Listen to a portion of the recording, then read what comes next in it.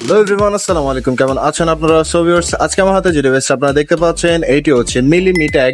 So let's talk about this. এটি হচ্ছে একটি smart finder like Apple AirTag. Mainly এটির কাজ হচ্ছে ট্র্যাকিং করা।